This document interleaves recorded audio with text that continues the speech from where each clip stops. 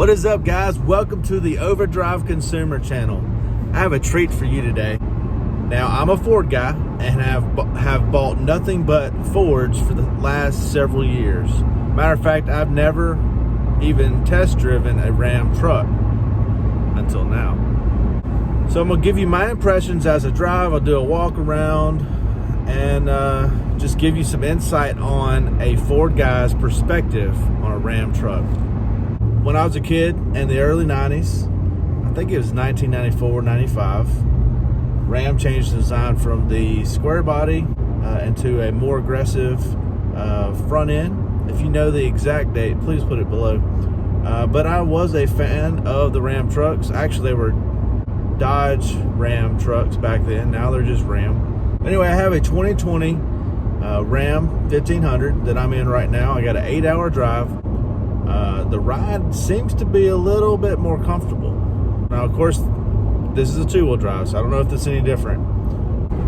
One thing I noticed right off the bat was the seamless ability to link your phone to the infotainment system. You have Apple CarPlay, you have all these abilities to hook in USBs and auxiliary cords. The system is very seamless. I love that you don't have to set up Bluetooth or anything like that. You just have your, I have an iPhone, so you just have your iPhone hooked up and you plug it in, you make your calls. It's very seamless, and that's thanks to Apple CarPlay and Ram's infotainment design on this truck. Really easy to use, very straightforward. Definitely a plus.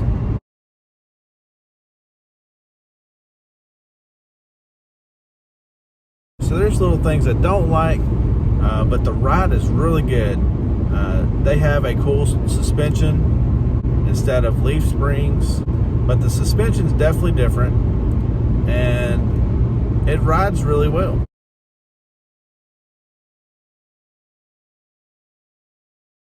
Now, how does that do for towing? Well, I don't know. I haven't towed anything. Probably won't get a chance to tow anything to compare. But those of you that have towed with a Ram, how does it do? I'm sure it does just fine. I had a friend that he had a 1500 Ram, and he would tow 7,000-8,000 pounds with no problem. Now it squatted like crazy. The truck had no problem pulling it, and did quite well with it. And cosmetically, I think Ram has a good product.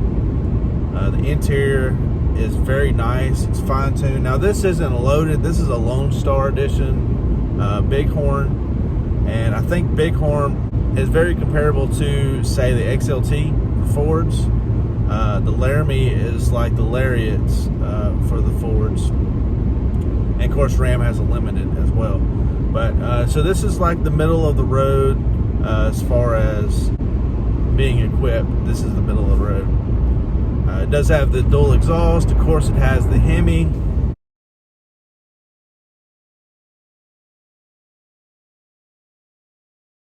One thing I did notice when I had the navigation going with my phone, it actually muted the speaker to my left and gave me directions as well as notifications. It mutes the speaker on the left side so you can hear it, but you can still hear your music or whatever you're listening to. That's a pretty nice feature. Ford's a little different. It pretty much mutes everything and you lose everything. This with the setup here, I like that. That's a great feature. I'll be in the middle of a song. If you're listening to books or whatever, you know, when you get directions or notifications or emails, you miss all that. So that's a really nice feature. Good job, Ram, on doing that.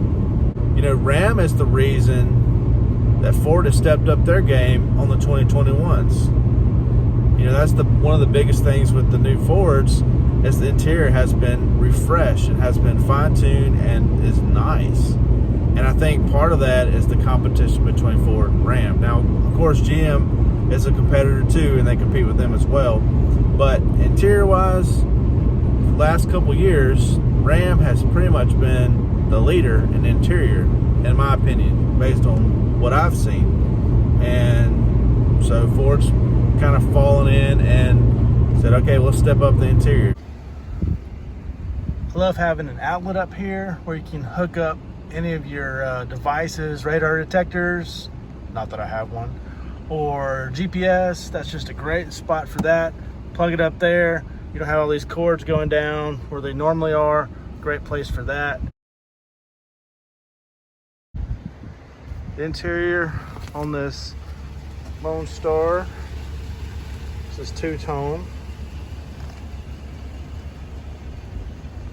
Of course, the same thing going back here. You do have the flat floor like the Fords. Like how your vents are angled. That's a nice touch too. Plenty of leg room and headroom.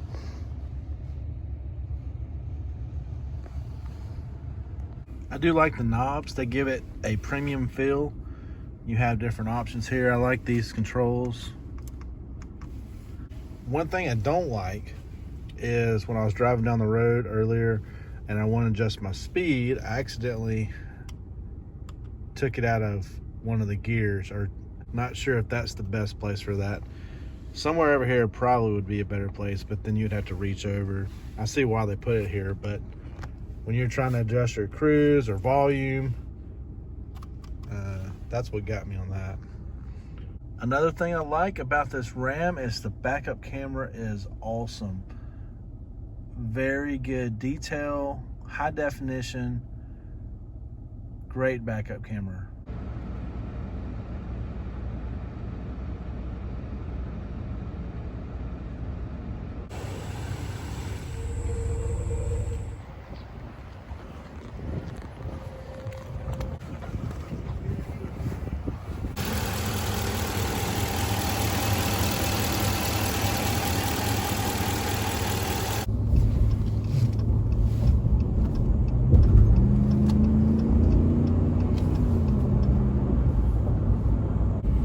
All right, I'm down to the final few miles of this trip, and this was a very good ride. I'm really impressed. I didn't realize Ram had such a good product. Now, I'm still a Ford guy. Before I lose all my Ford fans on the page here, I'm not crossing over. Not crossing over. Ram has got it together, it seems like. And has a very good package, a good offering in this mid-level trim. The Hemi, of course, sounds great. It has good pickup and go. Do you think the Hemi can beat the 5.0 Coyote? Let me know below. Well, thanks for watching. I hope you enjoyed this real quick video on my impressions of the 1500 Ram pickup truck. We'll see you on the next video. Peace.